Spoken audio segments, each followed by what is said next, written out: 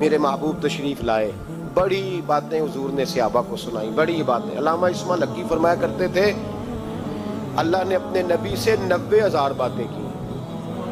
کتنی؟ اوحا الی عبدہ ما اوحا۔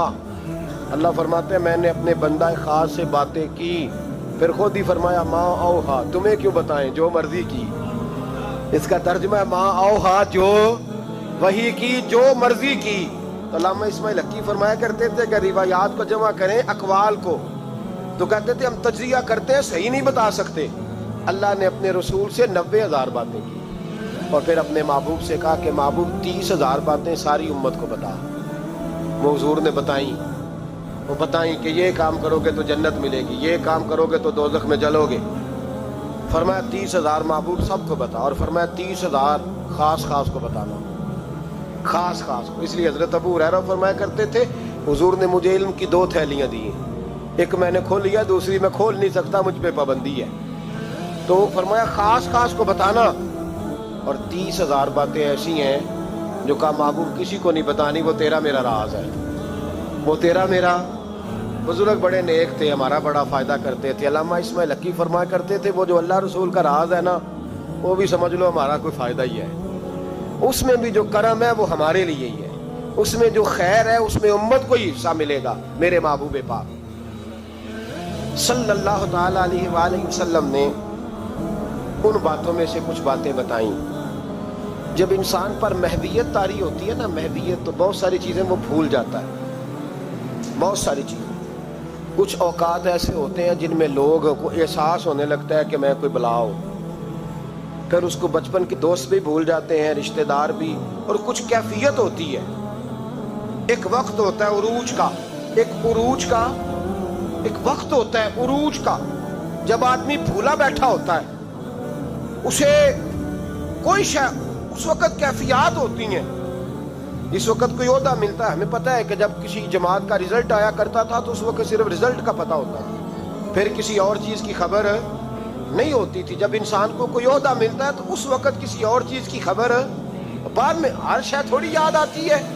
میرے رسول پاک علیہ الصلوۃ والسلام وہاں پہنچے جہاں کوئی پہنچنے کا تصور بھی نہیں کر سکتا، اس عہدے پہ جہاں کسی کے دل میں سوال بھی نہیں پیدا ہوتا۔ حضرت موسیٰ نے تو ایک تجلی دیکھی تو بے ہوش ہو گئے، اور حضور فرمانے لگے میرے دائیں بائیں تجلیاں ہی تجلیاں تھیں، نور ہی نور تھا، آگے پیچھے دائیں بائیں۔ اور فرمایا رب کریم نے مجھے اپنے حریم خاص میں بلایا، اور پھر میں نے اپنے رب کی حمد کی اور میرے رب نے مجھ پہ درود بھیجا۔ اب محبوب فرمانے لگے بڑی باتیں ہوئیں، پھر رب کریم نے کہا او میرے محبوب کے غلاموں، یقین کرو ہم سب کا شکریہ ادا کرتے ہیں، ہم نبی پاک کا شکریہ اگر ادا کر نہیں نہ سکتے تو ہم کوشش بھی نہیں کرتے، اتنا تو ہونا کہ 200-400 بار درود شریف ہی روز پڑھ لیں۔ فرمایا رب کریم نے کہا محبوب کوئی بات، تو حضور فرماتے ان تجلیوں میں جہاں حضرت موسیٰ جیسے بے ہوش ہو گئے، مجھے بھولا نہیں۔ میں نے کہا مولا میری امت پہ رحم فرما، اے اللہ میری امت پہ۔ تو حضور فرماتے ہیں رب کریم نے کہا 70,000 بغیر حساب کتاب بخش دوں گا۔ میں نے کہا یا اللہ تھوڑے ہیں۔ فرمایا ہر رمضان کی رات میں 70,000 بخش دیا کروں گا، مولا تھوڑے ہیں۔ لیلۃ القدر آئے گی تو جتنے پیچھے بخشے ملا کے بخش دوں گا، یا اللہ تھوڑے۔ کوئی نہیں اتنا کسی کے لیے بحث کرتا، کوئی نہیں اتنا کسی کے لیے گفتگو کرتا، کون ہے بس ٹھیک ہے سفارش کر دی، میں نے ٹیلی فون کر دیا، مجھ سے جھکا نہیں جاتا، لوگ اتنا ہی کہتے ہیں۔ لیکن محبوب فرماتے ہیں میں نے عرض کی مولا زیادہ کر، تو کہتے رب کریم نے رحمت سے فرمایا، کہا محبوب چل سودا کر لے، آدھی امت کا میں حساب ہی نہیں لیتا، بغیر حساب کتاب بخش دوں گا، چل آدھی کا تو حساب کرنے دینا، آدھی کا۔ تو محبوب فرمانے لگے مولا تو ساری کا حساب کر، میرے ساتھ ایک وعدہ کر، مجھے سفارش کرنے کا حق دے، مجھے سفارش کرنے کا حق دے، میں سفارش کروں، عسیٰ یبعثک ربک مقاما محمودا۔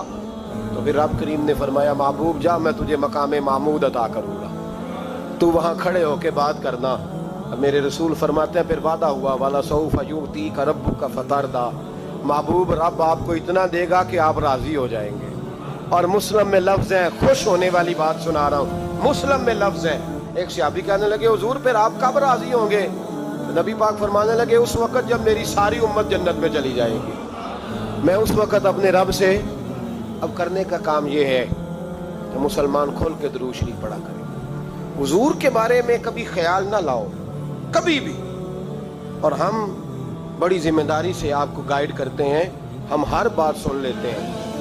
نبی پاک کا نام کوئی صحیح نہ لے تو ہم سے اس بندے کی بات نہیں سنی جاتی نا, ہم سے نہیں سنی جاتی. اس بات پہ اپنے آپ کو پکا کرو. شان رسول, عظمت رسالت, نبی پاک کا مقام و مرتبہ, اس کے بارے میں کوئی کمزور جملہ بھی کہے تو وہ شخص ہمارے لیے قابل تعظیم نہیں ہے, اس سے بیزاری ہے. حضور کو اللہ نے بڑی شانیں عطا فرمائی.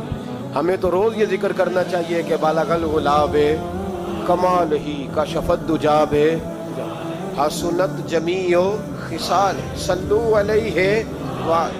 رات آپ لوگوں نے سونا نہیں, کوشش فرمائیں, فرض نہیں ہے رات کی عبادت. اب یہاں بھی لوگ سوال کرتے ہیں, کہتے ہیں جی صحابہ کرام میں راشد کی رات بیدار رہتے تھے. تو میں نے کہا بھائی وہ سارا سال ہی رہتے تھے, وہ تو ہر رات اٹھ کے عبادت کرتے تھے.